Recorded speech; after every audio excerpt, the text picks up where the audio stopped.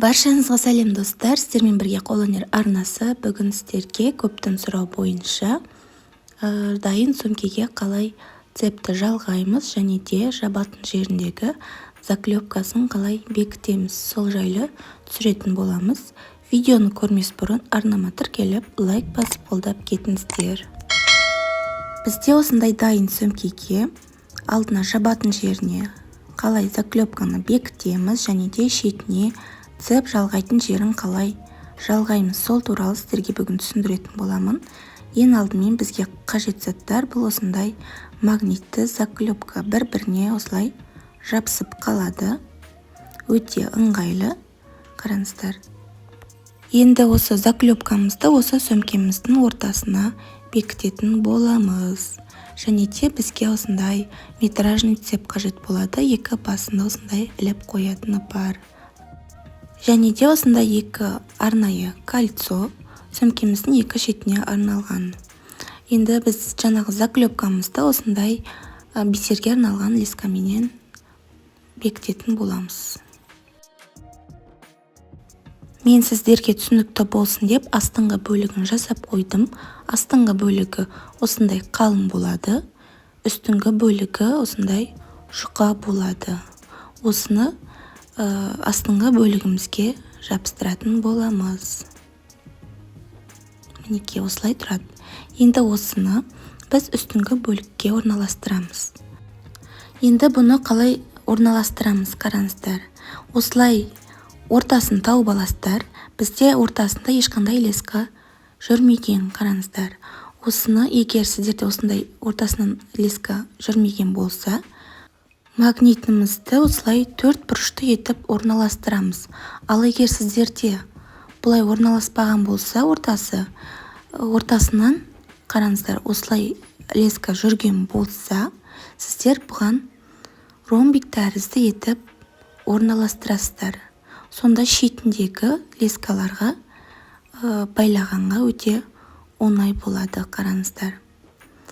Осылай орналасса, сіздер осылай ромбик тәрізді етіп орналастырасыздар. Ал егер ортасынан леска өтпеген болса, сіздер бұны төрт бұрышты етіп орналастырасыздар. Біз бұны қазір төрт бұрышты етіп орналастыратын боламыз, себебі біздің моншағымыз осыған келіп тұр. Енді лескамызды инемізге өткізіп аламыз, екі қабаттап ыңғайлы болу үшін. Және де соңғы жағын осылай түйіндеп қоясыздар. Ал енді бекітуді бастаймыз. Видеоға мұқият қарап, түсініп отырыңыздар. Ортасын тауып аламыз, дәл осылай. Және де жоғары жақтағы моншағымыздан осылай инемізді өткіземіз. До конца өткізбейміз, қараңыздар. Шамалы леска алып қаламыз осылай. Енді магнитімізді аламыздағы мына тұрған шетіндегі тесіктен өткіземіз.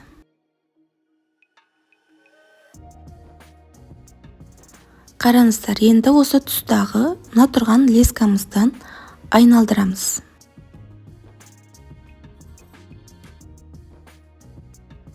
Мінекей, енді мына тұрған тесіктен тағы да өткіземіз.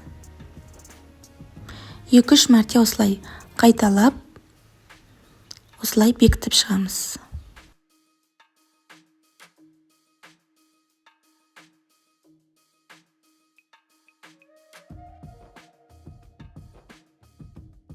Өткізіп болған соң жәндегі моншақтан өткіземіз.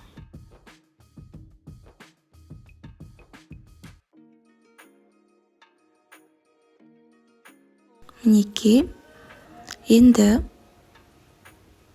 дәл жаңағыдай қайталаймыз. Магнитіміздегі мына тұрған тесіктен өткіземіз. Және осы тұстағы астындағы лескадан 2-3 мәрте айналдырып тігіп шығамыз.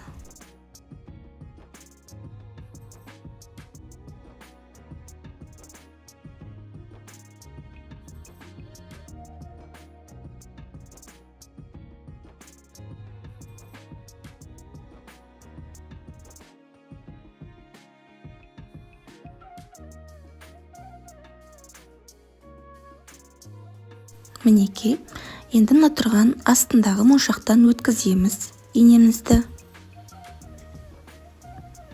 Тағы да қайталаймыз. Астындағы лескамыздан өткізіп, магнитімізге бекітеміз.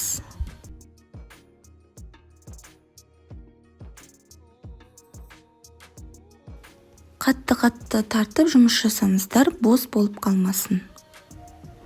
Мінекей, енді мына тұрған шетіндегі моншақтан өткіземіз.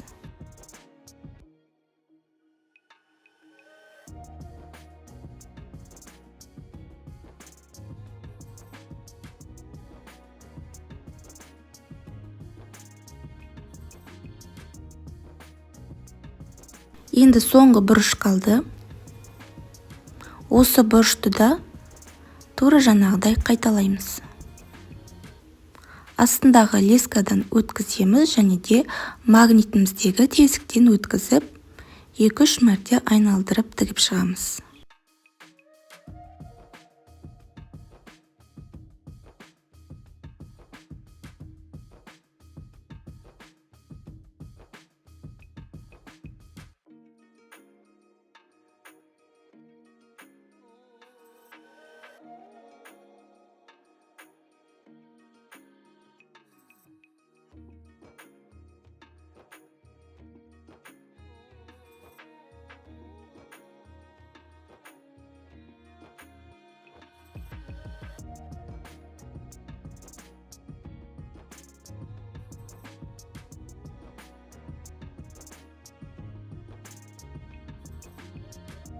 Мінекей, соңғысында тігіп болдық. Енді лескамызды шамалы кесеміз дағы.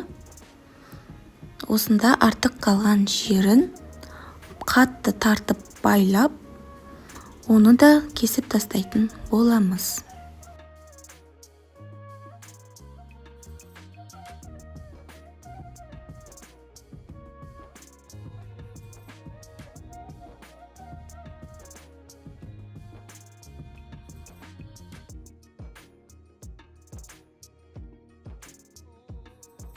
Мінекей достар, қараңыздар, біз осымен магнитімізді бекітіп болдық. Өте оңай, ешқандай да қиын емес. Видеоға мұқият қарап отырсаңыздар, барлығы да өте түсінікті. Мінекей, дәл осылай жауып қоятын боламыз. Қараңыздар, өте әдемі шықты. Мінекей, өте қатты бір-біріне жабысып тұр. Қараңыздар, ешқандай да сөмкеміз ашылып кетпейді. Мінекей, енді біз сөмкеміздің екі шетіндегі цепті қалай жалғаймыз, соны көрсететін боламын. Мінекей, ең алдымен біз осында екі кольцомызды аламыз дағы. Мінекей, мына тұрған астыңғы моншақтан өткіземіз. Мінекей, осы астыңғы моншақтан өткіземіз. Астынан кіргізіп, мына ортадағы тесіктен шығарамыз. Мінекей.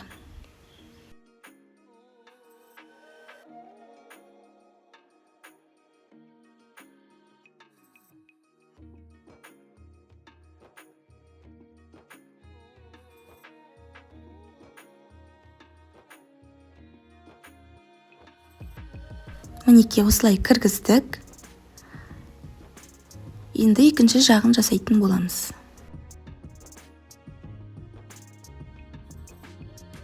Бұны да дәл жаңағыдай астынан кіргіземіз дағы, ортадағы тесіктен шығарамыз.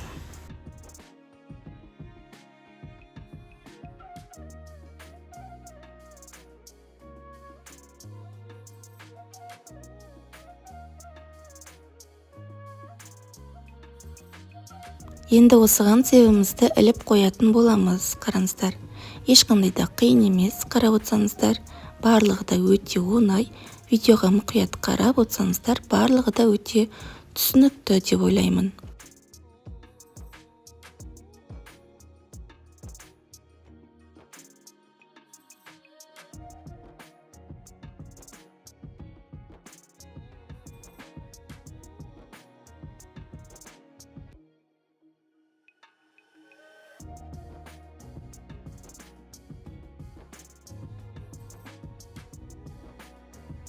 Мінекей достар, цебімізді жалғап біттік, магнитімізді де бекіттік. Қараңыздар, өте әдемі болып шықты.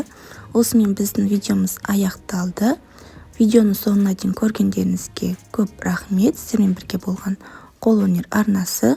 Қош сау болыңыздар.